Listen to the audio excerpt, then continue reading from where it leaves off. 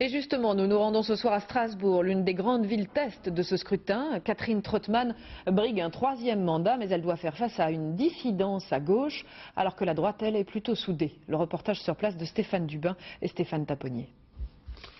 Quand Strasbourg, l'européenne, se contemple dans un miroir, son reflet est troublé par d'incessants remous politiques. Premier remous, Catherine Trottmann n'est plus ministre de la Culture. Elle exige de reprendre sa mairie, bras de fer avec l'intérimaire qui cède sa place dans la douleur. Deuxième remous, un ex-ami de 20 ans et ex-adjoint aux finances entre lui aussi dans la danse. Quand on a une liste conduite par un ancien adjoint, je ne peux pas dire que ça ne crée pas une difficulté. Bien sûr, trahir son camp, ça affaiblit son camp, c'est clair. Fini les fleurs entre Catherine et Jean-Claude. Le traître, c'est l'ancien chef de cabinet de Michel Rocard à Matignon. Jean-Claude Petit-Demange dénonce l'autoritarisme forcené de son ex-ami. Son but, c'est de rassembler les déçus de gauche comme de droite, rassembler mais sans s'énerver.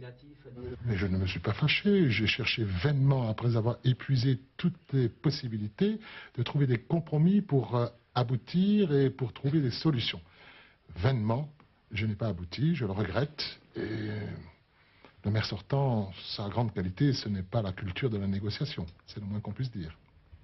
Strasbourg est endormi, c'est le constat que fait la droite. Une droite unie dans une ville socialiste depuis 12 ans, une ville qui a pourtant élu Jacques Chirac avec 55% des voix. C'est le paradoxe strasbourgeois. Bref, la gauche gère mais s'étripe, la droite compte les points mais s'impatiente. Écoutez, Madame Trottmann a écrasé Roland Ries, qu'il avait remplacé pendant son séjour parisien. Elle a fait éclater son équipe puisque M. Petit-Demange est désormais candidat contre elle. Nous, au contraire, nous travaillons en tandem. On a une équipe unie qui a vraiment envie de travailler au service des Strasbourgeois. Des Strasbourgeois dont la première préoccupation est l'insécurité. Toutes les listes présentes en font d'ailleurs leur principal thème de campagne. Mais ce qu'attendent surtout les Strasbourgeois, c'est sûrement un réel débat, loin de ces petits meurtres entre amis, pour qu'enfin le miroir renvoie de leur ville une image calme et pacifiée.